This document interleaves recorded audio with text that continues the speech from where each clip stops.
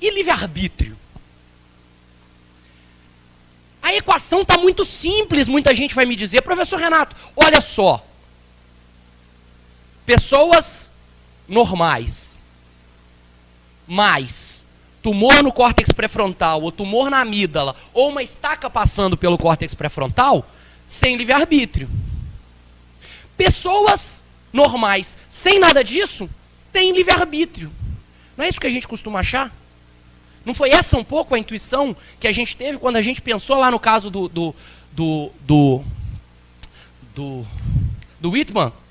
Mas eu pergunto para vocês, quando nós dizemos, olha, o Whitman não é culpado pelo que ele fez, porque o que ele fez tem uma raiz biológica, as decisões que ele tomou e as ações que ele fez são fruto da sua estrutura cerebral. A pergunta que não cala é, em que ele é diferente de todo mundo? Porque nós também somos frutos de toda uma maquinaria cerebral a qual nós não temos acesso e que nós não podemos controlar. E aí vem uma pergunta central. Será que dá para a gente medir ou testar o livre-arbítrio em pessoas normais? Durante muito tempo, nós quebramos a cabeça para tentar entender isso. Até que, felizmente, no final da década de 70, no início da década de 80, um cara chamado Benjamin Libet, ou Libet, ou Libet, eu já ouvi as várias formas, desenvolveu um experimento. E eu quero só terminar com esse experimento, tá, Rubem? Um experimento que lançou pânico em alguns círculos, lançou felicidade absurda em outros, mas que até hoje é discutido de forma ferrenha e profunda no pessoal que discute livre-arbítrio, que discute todas essas questões. O que o Libet estava querendo descobrir? Desde o final do século XIX,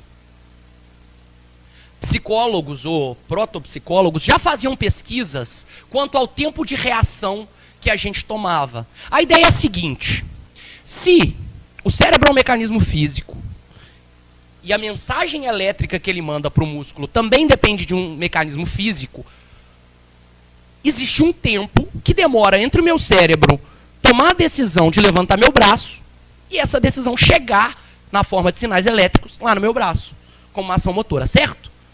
Já se vinha medindo isso há quase um século. Qual o tempo de reação? Então se mostrava uma luz vermelha e perguntava, ó, quando você vê uma luz vermelha, pá. E já vinha se medindo e a tarefas cada vez mais complicadas. O que não se tinha medido e que o Libet queria descobrir é quanto tempo demorava entre nós tomarmos uma decisão espontânea, consciente, e essa decisão ser efetuada. Então não é uma reação. Não é como eu ver uma bolinha no computador, na tela do computador e apertar um botão. Não. Ele queria saber quanto tempo demorava entre eu decidir apertar um botão e apertar um botão. Ok? Simples. Como medir isso? Ele bolou um experimento que era o seguinte. Ele fez um relógio aqui e botou um raio catódico dando a volta aqui numa velocidade 5 vezes maior do que um relógio normal. E pediu para as pessoas o seguinte, olha, toma esse joystick aqui, toma esse botãozinho e aperta quando você quiser. Ou não aperta. Eu quero uma decisão espontânea. A única coisa que eu preciso de você é o seguinte, quando você sentir a necessidade, a vontade de apertar, só lembra onde estava a luzinha. Então se a luzinha está no 10, o que ele lançou? Se ele teve a vontade de apertar no 10 e ele apertou efetivamente no 5, é esse aqui o espaço. Espaço de tempo, eu gosto dessa expressão, espaço de tempo, ela tem uma coisa meio de relatividade nela, mas esse é o espaço de tempo em que a decisão foi tomada entre o tempo com a decisão espontânea. Ok? Até que tranquilo? Ótimo. O que ele descobriu? O que vocês acham que ele descobriu? Quanto tempo vocês acham que demora entre a gente tomar uma decisão consciente de apertar um botão e esse botão ser apertado? 1 segundo? Meio segundo? 1/5 de segundo? Imediato? Algum chute? Sem condição de chute? Bom, gente, muito pouco. O que o Liber descobriu foi que o intervalo de tempo entre a ação, a tomada de consciência da decisão e a ação era de 200 milésimos de segundos. 1/5 de segundo, 0,2 segundos. O que é uma descoberta absolutamente ordinária. O que é uma descoberta que não surpreendeu ninguém.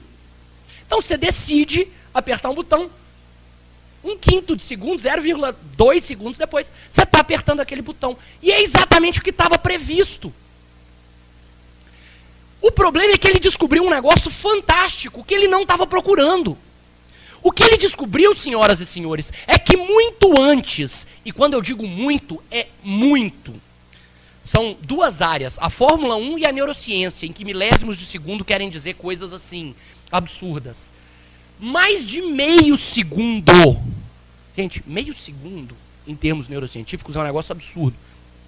Mais de meio segundo antes das pessoas estarem conscientes da sua decisão, elas já tinham começado a tomar a decisão.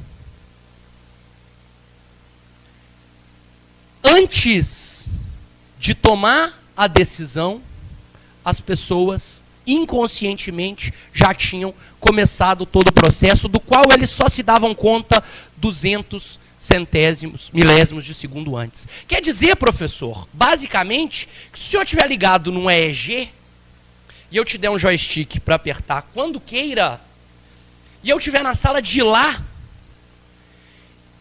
eu consigo saber com meio segundo de antecedência quando você vai apertar o botão. Eu consigo saber antes de você.